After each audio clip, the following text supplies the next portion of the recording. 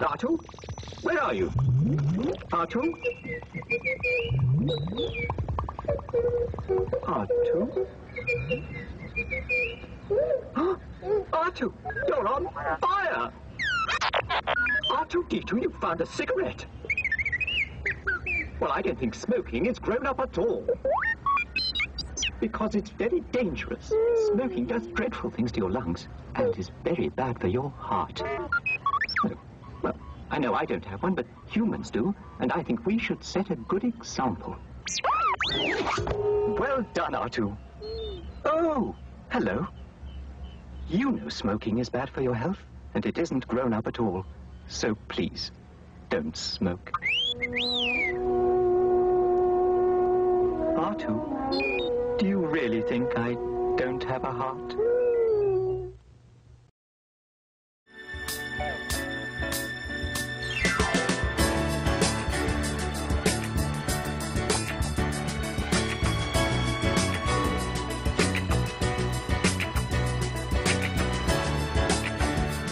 Welcome to A Healthy Cleveland, a public affairs talk show which examines critical health-related issues which have a direct impact upon the lives of Clevelanders.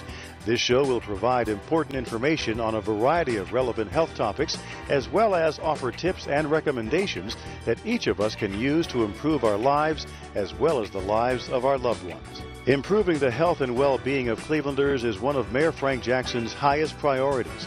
The mayor was taught at an early age the importance of good health, and that lesson remained with him throughout his life and career as a public servant. Today, Mayor Jackson continues to champion the cause of ensuring that all Clevelanders have access to the services, information, and resources to enjoy happy and healthy lives. Please stay tuned for today's episode of A Healthy Cleveland. Hi, I'm your host, Karen Butler, and welcome to another episode of A Healthy Cleveland. We're here at the J. Glenn Smith Health Center to celebrate the launch of our new Teen Night Clinic. And this is a partnership and a collaboration between the City of Cleveland, the Cleveland Department of Public Health, the Infectious Disease Alliance of Case Western Reserve University, and our wonderful peer educators who are joining me right now. Your name is Josh. So Josh, tell me, what prompted you to become a peer educator, and how difficult is it to really connect with other fellow students to talk about sexually transmitted diseases and how to prevent them and how to keep yourself healthy? Okay, well, what first got me into this thing was in the 4th grade I became a, a conflict mediator. Because there was a lot of trouble in our school about violence and bullying and that kind of stuff like that. So when I first got that experience, I felt that I can lend myself even better with the past experiences from conflict mediation. And so one of the heads down at Glenville, he sent me, Mr. Golden, he sent me to this program, and they're sort of blossomed in the job we have here now.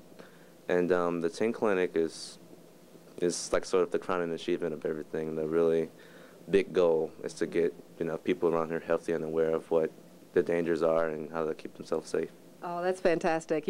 I can't commend you enough, because what you've been able to do is take your leadership skills and all the experiences that you've had and transferred it to this role. Yeah, it's a really good experience to do. I really felt like I've sort of molded and crafted something myself, and I've been a part of something really cool. Well, it is really cool, and again, you're making a very powerful statement to our young people, and you're really showing us and showing the world what young people are capable of doing. You see it here, so. Good job. And also, we have Jazz. I love that name. That's her real name, too. And she's one of our peer educators as well. So tell me, why is this important for you, and what prompted you to get involved in being a peer educator? Well, it's important, for one, because it saves people's lives, just in case if it gets very serious to HIV or AIDS.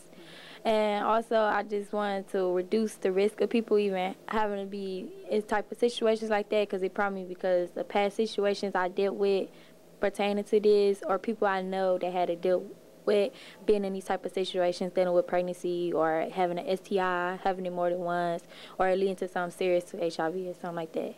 See, and that's a very important reason, too, because, as you mentioned, by placing, being at risk of sexually transmitted infections can lead to HIV and other types of serious conditions. So your message is prevention, your message is empowerment. What else do you try to work with your peers to do? To reduce it, to encourage them to do better, like to have a monogamous relationship. If it's not monogamous, to have like at least one sex partner. If you have a sex partner, at least have a safe sex with them.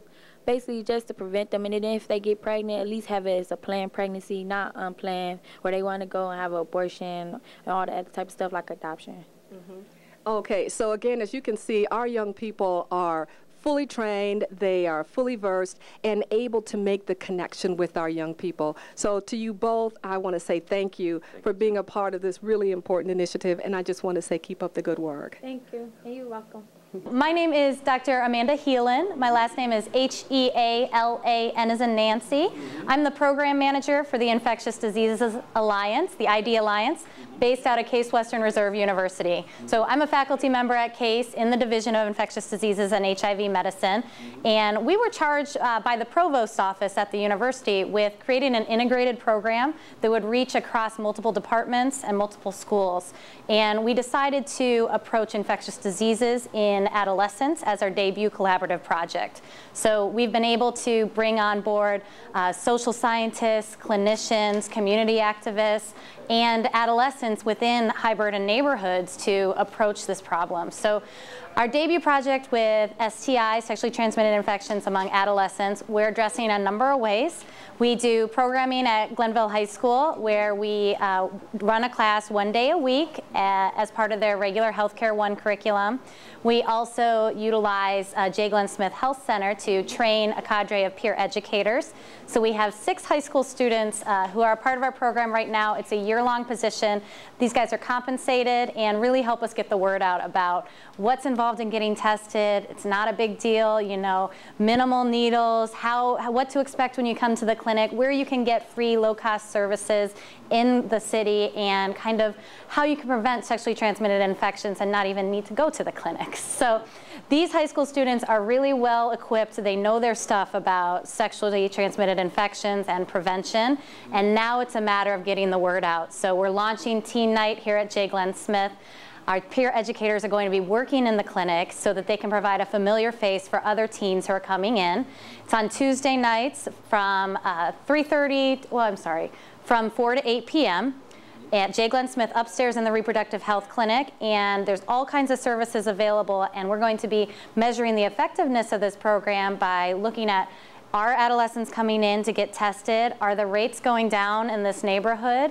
And what can we do to improve the program? So our peer educators keep their ear to the ground for us. They're really our eyes and ears in the community about how sexual health is perceived, what the barriers are, and how best to overcome them. So it's always best to come from a teen to teen. A peer education approach is one thing that has been proven in other settings to really work at reducing sexually transmitted infections. So if you're interested in learning a little bit more about the ID Alliance or our peer educator program, you can email us at idalliance@case.edu, visit our website at idalliance.org, or check us out on Facebook. Our peer educators maintain our Facebook page, and there's always the up-to-date information on there.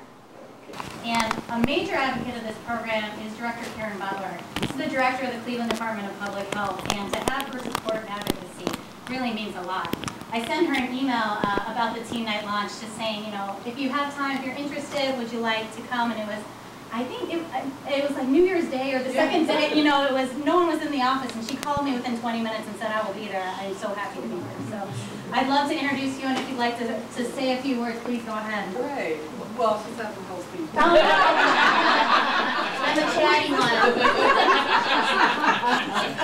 But again, I'm absolutely honored and pleased to be here to support and to celebrate the launch of our Teen Night Clinic. And I can't say enough about the partnership that allowed this to take place. And it includes everybody from the ID Alliance. It includes our staff here, Kathy Rothenberg-James, Jeannie Johnson-Brooks, all the other staff members who really put forth just a 100% effort to make this a reality. And two, I'm excited about the partnership because it is so much in alignment with what we are trying to do at the Cleveland Department of Health as it relates to promoting health and making sure that everybody has an opportunity to enjoy a healthy life. And you know what, I was participating in an event yesterday, and it was one of the retiring directors of one of the recreation centers. And one of the things that he said is that the time that we spend and the time that we invest in young people is probably the most important thing that we'll ever do. So for me, this initiative represents that, and it's really an opportunity for us to share with our youth, but also for our youth to share with each other. And I think that's what makes this so unique and so dynamic. I can't say thank you enough. Again, and I was able to watch this process and this project grow from the very beginning, you know, from the very initial stages of having the community meetings, and we're able to do that here at the J. Glenn Smith Health Center, you know, to all the other activities that you've been engaged in to bring our youth, to make sure that our youth are a part of this, and then now to see this third phase, which is the implementation of this teen night clinic here at J. Glenn Smith. I can't say enough about how proud I am of this. It really means an awful lot to me, and I don't care what I had to do, I was going to make sure that I was here today to launch this. Well, so I really appreciate that. Thank you so much. Thanks everybody for being here. And I would just add, one thing that's really exciting about this is we're from Case Western Reserve University, and sometimes I think that we can be a little bit independent over there, and so to have a formal partnership with Cleveland Department of Public Health and with J. Glenn Smith is really kind of new ground, and we're so excited about it. Just to begin. Exactly. Thank you so much for coming. I really appreciate it. We're glad to be here. Great. Well, we've got some information. If you want to learn more about the ID Alliance, we have all kinds of stuff here. Take a stack of flyers and help us get the word out. You're also welcome to receive services here today if you're interested. I'd encourage you to do so. And what we're going to do now is, if you'd like to go on a tour with Kathy, please go ahead and do so. And I'm going to ask our PEs to head on up to the Reproductive Health Clinic with me. We're going to do a ribbon cutting ceremony. This is the launch. Here we go. 1, 2, 3.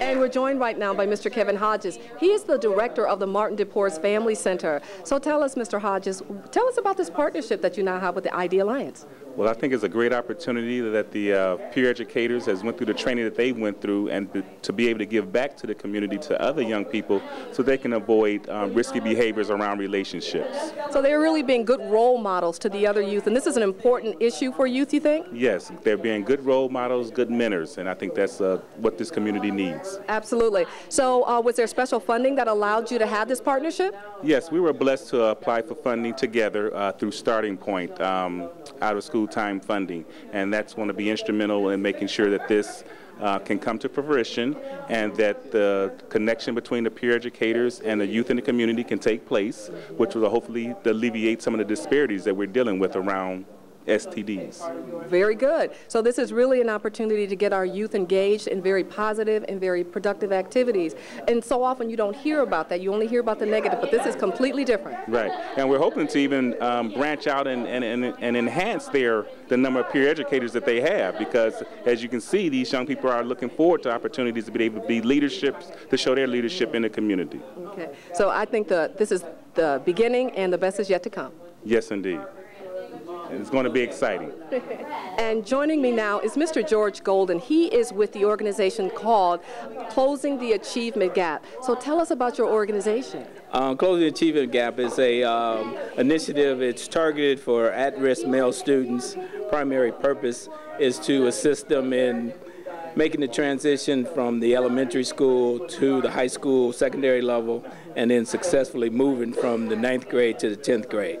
And that's so important because our young men are so at risk, and the risk of dropout and other activities is pretty high, would you say? Exactly. So what we try to do is put in a lot of interventions and supportive services in an effort to kind of smooth that transition and get them all kickstart their secondary educational process. And so your organization, and of course you, have been an integral part of the launch of this teen night clinic, because you've been able to successfully recruit young men to be peer educators, right? Right. Well, you know, Amanda came to us and she was asking if I knew some guys that she thought would be good candidates for peer educators. And there were a few individuals that, you know, I moved their way, and thankfully a couple of them completed the process, and now we've got them as peer educators. And I just think that's a wonderful thing to do because of the example that they've demonstrated. Perhaps other young men as well as other young women will be interested in doing just this type of thing. hopefully, you know, also as peer educators, they can be, you know, peer mentors and again, influence some of their peers in the right direction as it relates to healthy sexual activity. Okay. And then, too, your organization is based at the Glenville High School? Correct. Okay, and so we're neighbors. In fact, Glenville is right next door to the J. Glenn Smith Health Center, so that's a perfect opportunity to establish and solidify that link. Great partnership. Great. Well, thank you so much for all that you do and for all of your efforts in bringing this program to reality. My pleasure. Thank you.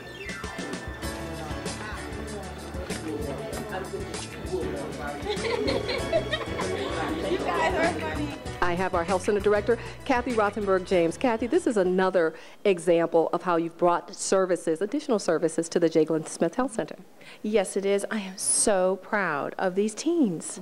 The peer educators have worked so hard and so diligently to make this happen. Great. It's come to fruition, and I'm as proud of them as if they were my very own sons and daughters in a way, sisters and brothers, because of what they've done, that they've kept their hand to the plow and they have not given up. No matter what happened, they kept going. Failure was never an option with this. This is going to bring great, wonderful services that are desperately needed here in this community to the teens.